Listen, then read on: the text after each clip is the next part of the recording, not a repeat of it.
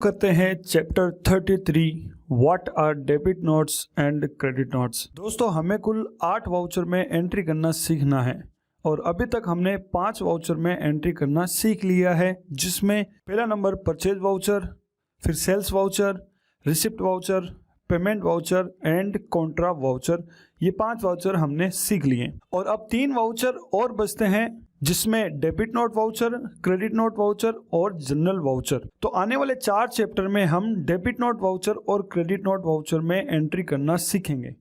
अब आप ये सोच रहे होंगे कि वाउचर तो केवल 2 ही हैं, तो फिर 4 चैप्टर क्यों?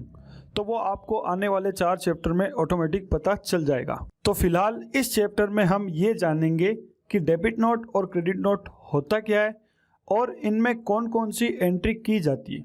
तो शुरू करते हैं एक लॉजिक के साथ। लॉजिक ये है कि जब हम किसी पार्टी से परचेज करते हैं तो वो हमारी परचेज होती है और सामने वाली पार्टी की सेल्स, यानी सामने वाली पार्टी हमें माल बेचेगी तो हम माल खरीदेंगे और जो बिल हमारे पास आया है वो हमारे लिए परचेज का बिल है, लेकिन जिस पार्टी ने माल बेचा है और जिसने ये बिल बनाया है उसके लिए ये सेल्स का बिल है। इसी तरह अगर हम किसी को माल बेचते हैं तो वो हमारी सेल्स है, लेकिन सामने वाली पार्टी की परचेज है, क्योंकि हमने माल बेचा है और उस पार्टी ने माल खरीदा है। यानी हम जो बिल बनाकर किसी को देते हैं वो हमारे लिए तो सेल्स का बिल होता है, लेकिन जिसने हमसे माल खरीदा है उसके लिए ये बिल परचेज का बिल है। इसी तरह अगर हम किसी को पेमेंट कर रहे हैं तो वो सामने वाली पार्टी के लिए रिसिप्ट है, और इसी तरह अगर हम किसी से पेमेंट रिसिप्ट कर रहे हैं तो वो सामने वाली पार्टी के लिए पेमेंट है। तो ये तो है लॉजिक। अब बिल्कुल इसी तरह अगर कोई पार्टी हमें डेबिट नोट देती है तो इसका मतलब वो हमारे लिए क्रेडिट नोट है और उसकी एंट्री क्रेडिट नोट में की जाती है। और अगर कोई पार्टी हमें क्रेडिट नोट देती है तो इसका मतलब वो हमारे लिए डेबिट नोट है और उसकी एंट्री डेबिट नोट में की जाएगी। तो अब मैं आपको बताता हूँ डेबिट नोट क्या होता है। देखिए, डेबिट नोट 2 तरह का हो सकता है, जिसमें पहला जो डेबिट नोट होता है उसे हम परचेज रिटर्न भी कह सकते हैं, यानी खरीदा हुआ माल वापस रिटर्न कर देना। जब हम किसी पार्टी से माल खरीदते हैं तो वो हमें परचेज का बिल देता है और उसकी एंट्री हम परचेज के वाउचर में करते हैं। जैसे ही हम परचेज की एंट्री कर देते हैं तो जिससे भी हमने जितने भी रुपए का माल खरीदा उसका अकाउंट उतने रुपए से क्रेडिट हो जाता है, यानी वो पार्टी हमसे माल के उतने रुपए मांगेगी, वो हमारी लेनदार हो गई। फॉर एग्जाम्पल, एबीसी कंपनी से 10,000 रुपये का माल खरीदा तो अब एबीसी कंपनी हमारी 10,000 रुपये की लेनदार हो गई। अब इन्हीं 10,000 रुपये में से मान लीजिए 2,000 रुपये का माल हम किसी भी वजह से एबीसी कंपनी को वापस लौटा देते हैं। चाहे माल खराब था तो रिटर्न कर दिया, या जो माल हमने मंगवाया नहीं वो माल आ गया इसलिए रिटर्न कर दिया, या XYZ किसी भी कारणवश उस माल को हमने रिटर्न कर दिया। तो इस कंडीशन में एबीसी कंपनी अब हमें 2,000 रुपये के माल वापसी का जो मेमो बनाकर देती है उसे डेबिट नोट या परचेज रिटर्न कहा जाता है।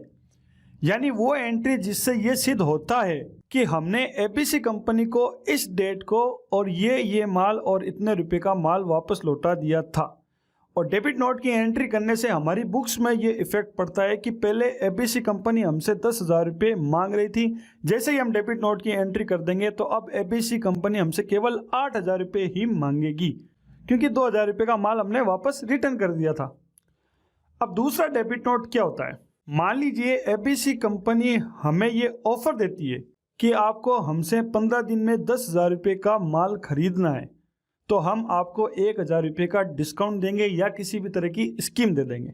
अब कंपनी के कहे अनुसार हमने 15 दिन में 10,000 रुपये का माल खरीद लिया और कंपनी के वादे के अनुसार हमें 1,000 रुपये का डिस्काउंट भी मिलना है। इस डिस्काउंट के लिए कंपनी जो मेमो बनाकर देती है उसे डेबिट नोट कहते हैं। और जैसे ही डेबिट नोट की एंट्री हम कर लेते हैं तो जो माल हमने 10,000 रुपये का खरीदा था उसके हमें 9,000 रुपये ही पे करने पड़ेंगे, क्योंकि 1,000 रुपये डिस्काउंट के कम हो जाएंगे। तो ये हैं डेबिट नोट, और 2 तरीके से डेबिट नोट में एंट्री की जाती है। ये दोनों तरीके हम आने वाले 2 चैप्टर में सीखेंगे। अब बात करते हैं क्रेडिट नोट की। जो डेबिट नोट होता है उसका जस्ट अपोजिट क्रेडिट नोट ही होता है। क्रेडिट नोट में भी 2 तरह से एंट्री की जाती है। पहला जो क्रेडिट नोट होता है उसे हम सेल्स रिटर्न भी कह सकते हैं, यानी बेचा हुआ माल वापस प्राप्त हो जाना।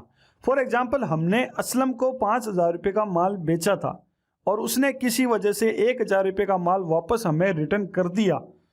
तो जो 1,000 रुपये का माल वापस रिटर्न हुआ है उसकी एंट्री के लिए जो मेमो बनाया जाता है उसको क्रेडिट नोट कहते हैं।